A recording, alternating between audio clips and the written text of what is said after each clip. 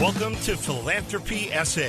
This is a podcast about and for the philanthropic community in San Antonio and South Texas. We introduce organizations and people who are making an impact in the community.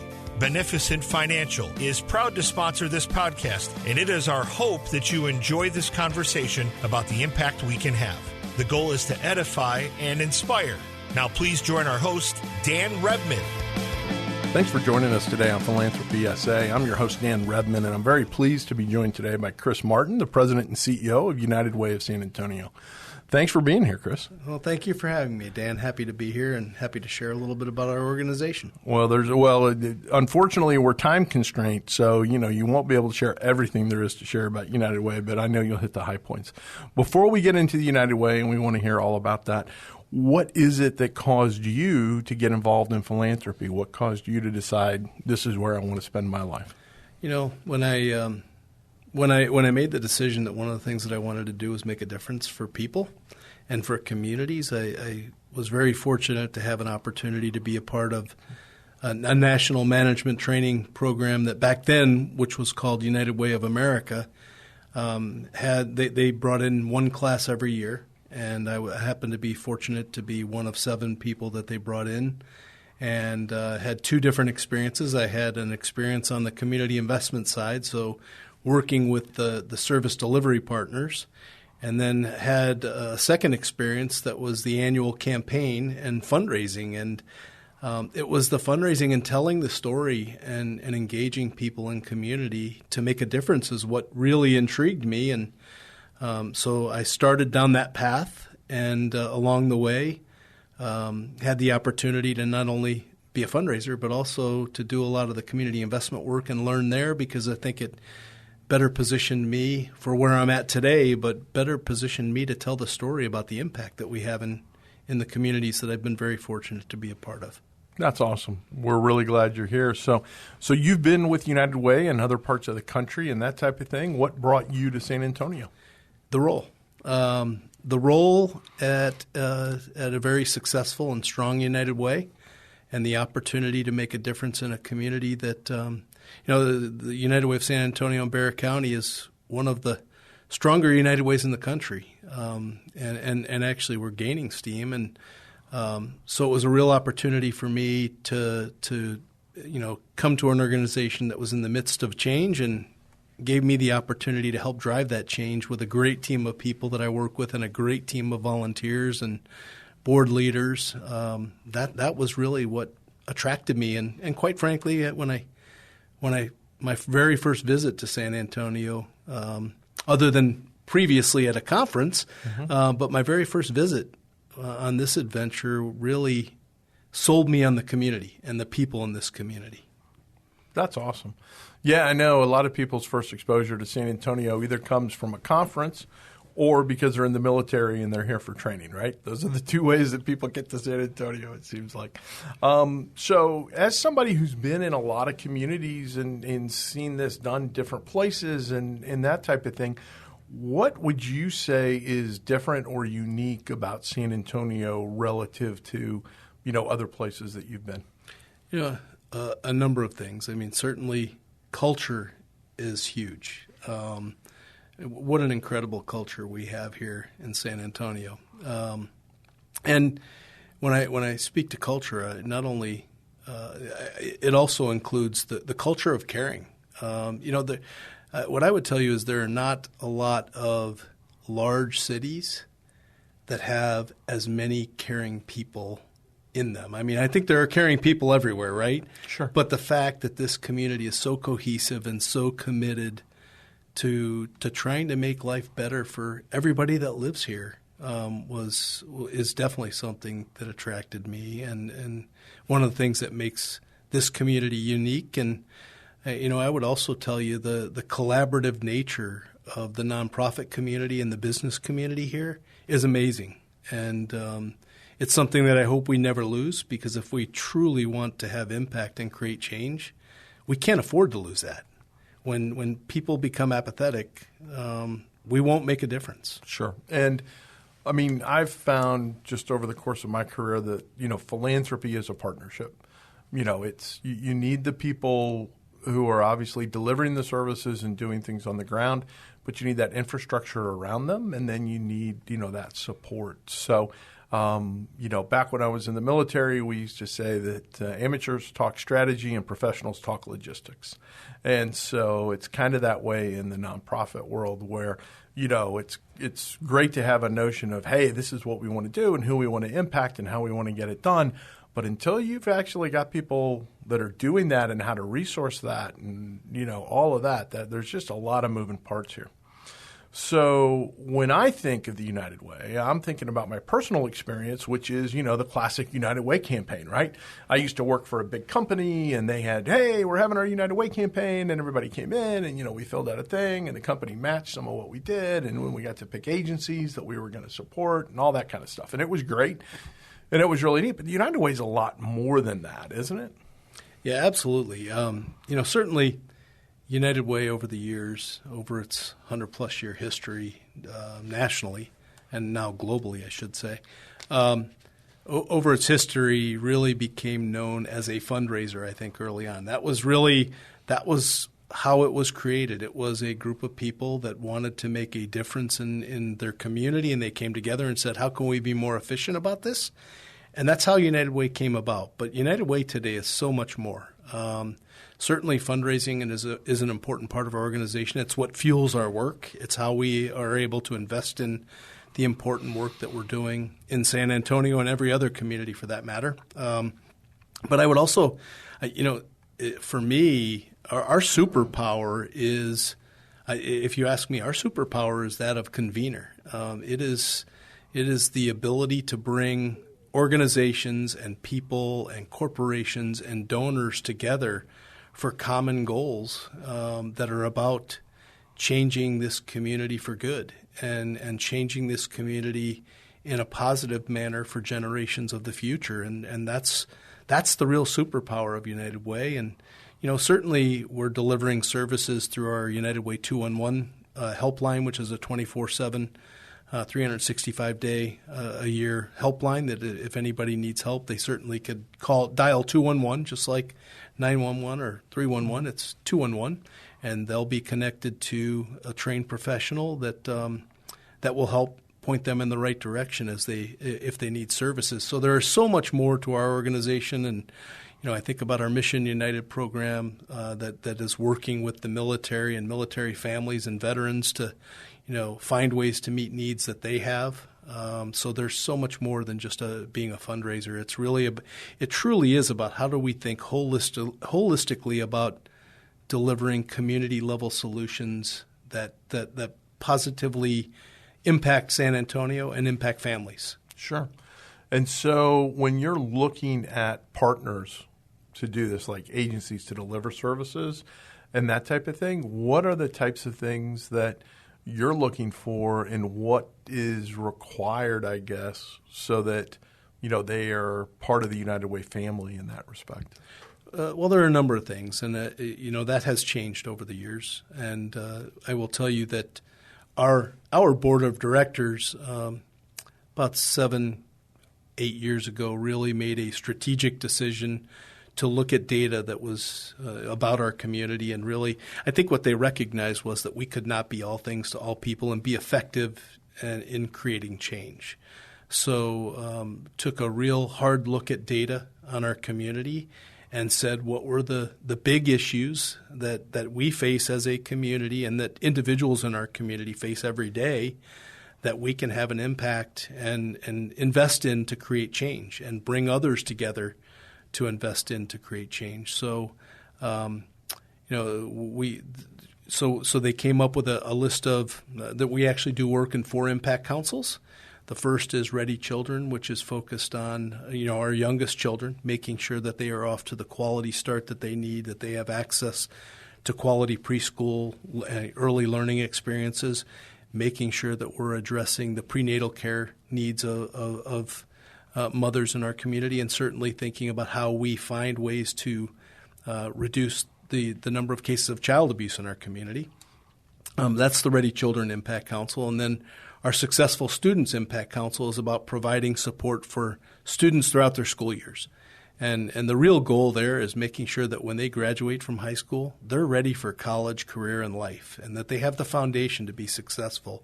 And a real focus there on third grade reading, eighth grade math, and certainly thinking about the 35,000 plus opportunity youth in our community, and that's the 16 to 24-year-olds that don't go to school, don't go to work, and they're important for our future. If we don't find a way to engage them and to help them develop the skills that they need, we will not thrive economically as a community without that population.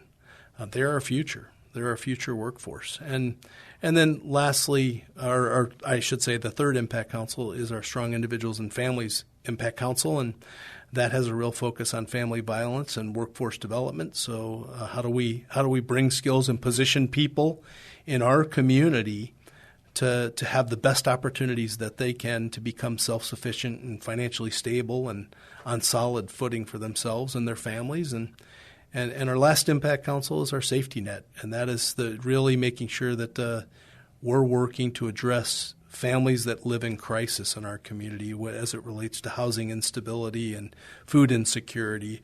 At the end of the day, I always tell people those first three Impact Councils are about our future, and the Safety Net Impact Council is about the people that live in crisis today. And if we think that they're going to be successful in those other areas about thinking about their future, that's a really difficult ask of them when they are living in crisis, when they're worried about whether or not they have a roof over their head, whether or not they have a meal to feed their child tonight.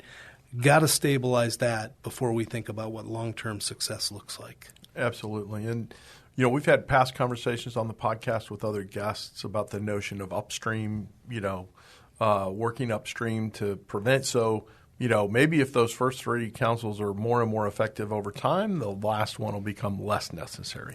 And I'm sure that's the goal and objective. But there's always, unfortunately, there's always stuff that falls through the cracks or what have you, and that type of thing. So, that's a theme I've been hearing over and over again, which is the notion that if we can do that. And as I hear you describe those various groups, or those, the word that you used was. The partner service providers, the partners. Yeah. So and those councils. Oh, the Impact Council. Impact Council. That was it. So the various councils.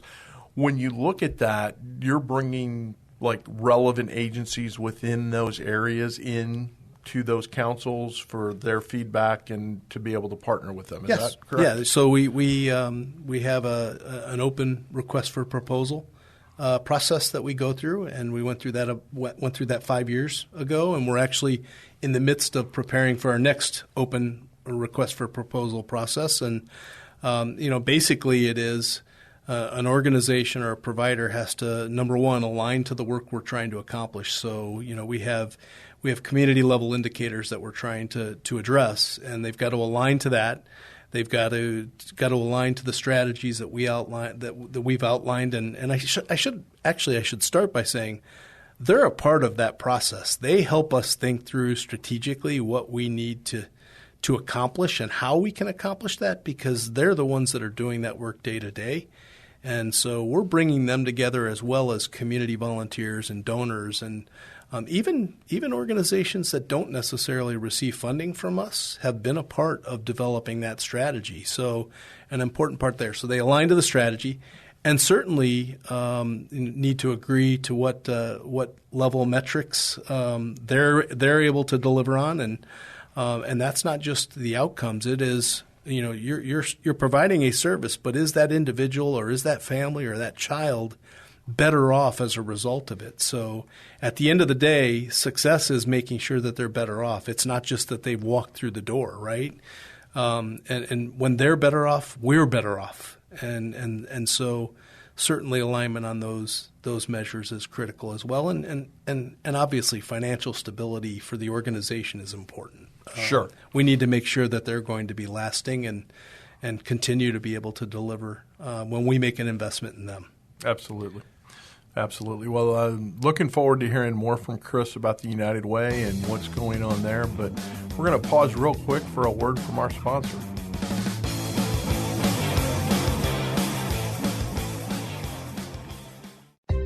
Many of you out there care deeply about wanting to make an impact on the world around you. You want to help take care of the people and organizations that are important to you.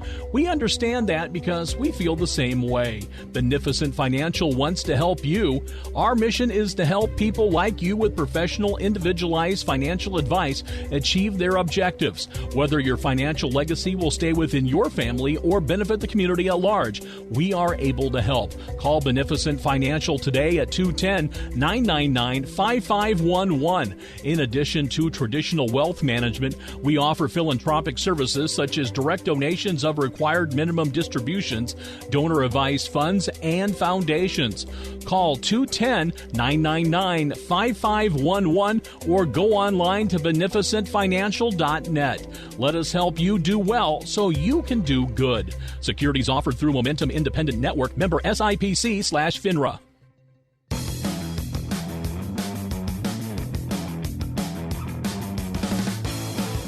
Okay, welcome back. This is Dan Rebmann, and I'm joined by Chris Martin today, who's the president and CEO of United Way of San Antonio and Bexar County.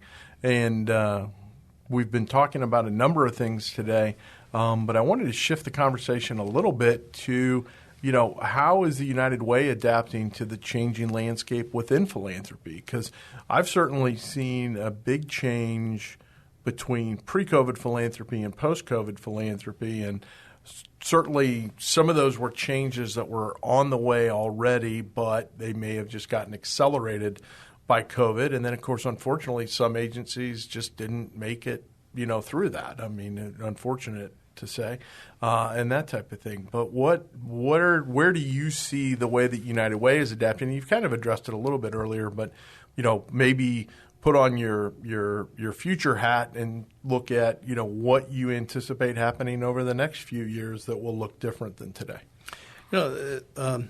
We have certainly seen a shift in the philanthropic landscape. There's no doubt about that.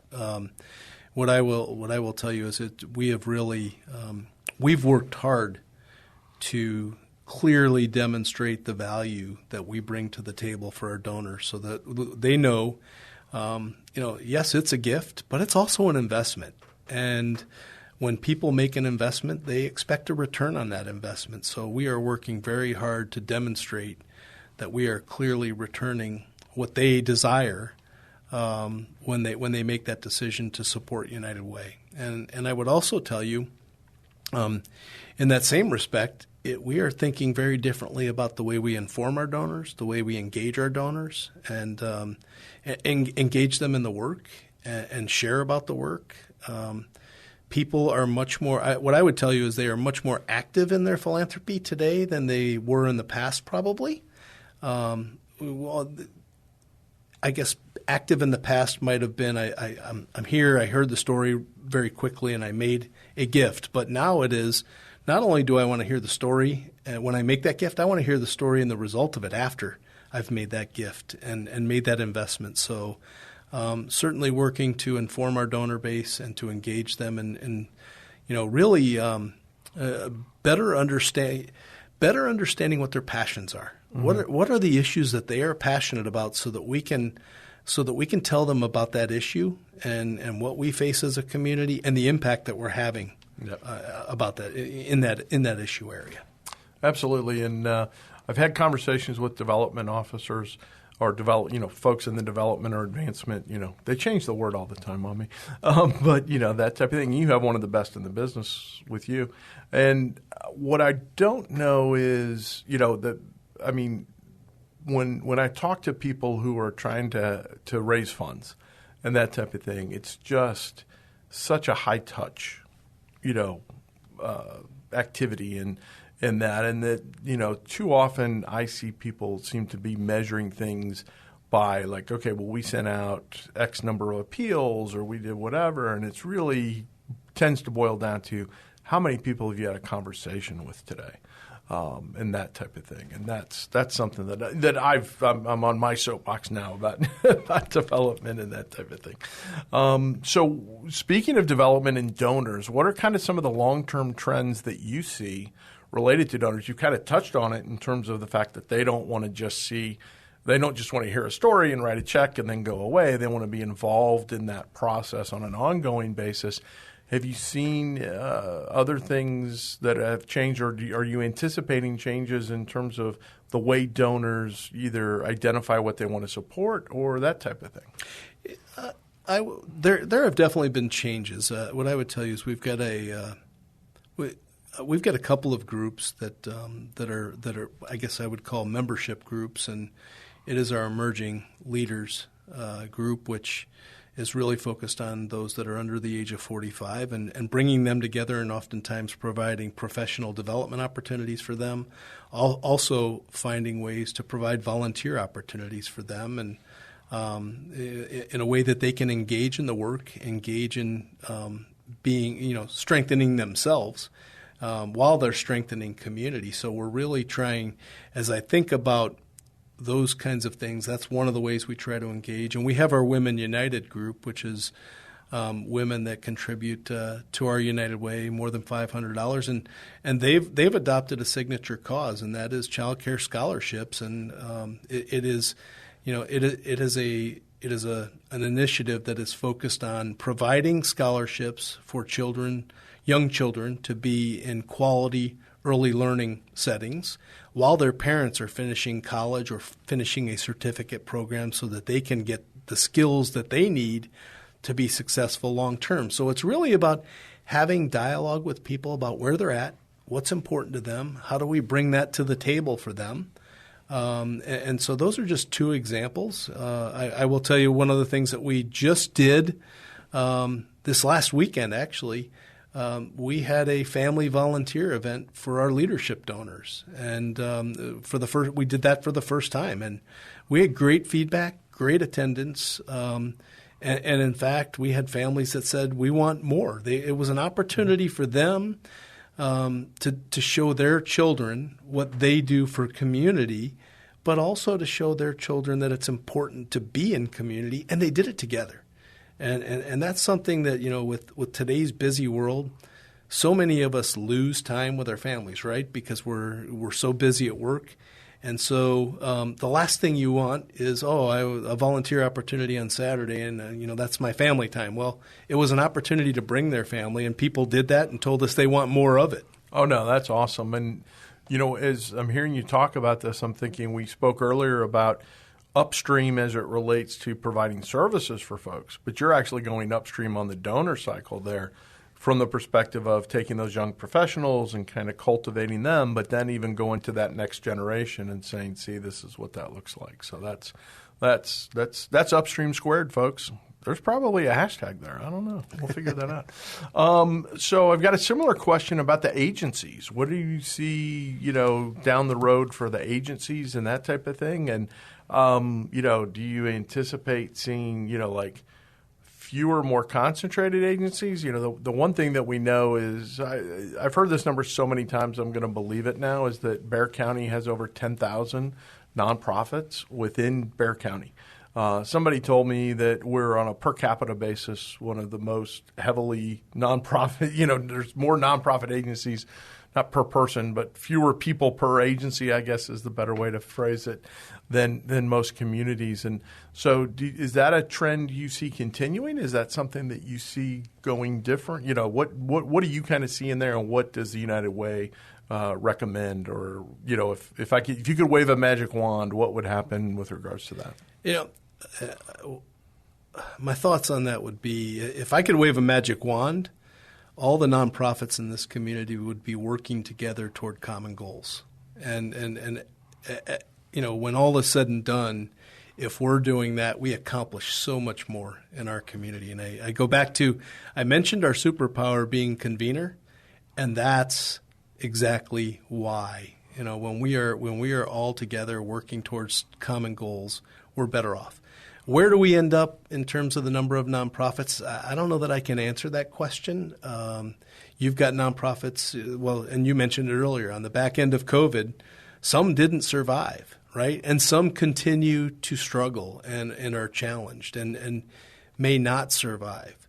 So the question I think we need to ask ourselves when when we have organizations that are struggling financially and their viability is in question, how do we make sure that the strengths that they do have are brought to another organization to continue to provide based on those strengths?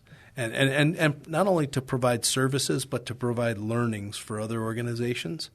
So, working in a coordinated manner, working towards common goals, working on an agenda that we all share is going to be critical. And I also think that may determine who does survive, right? And,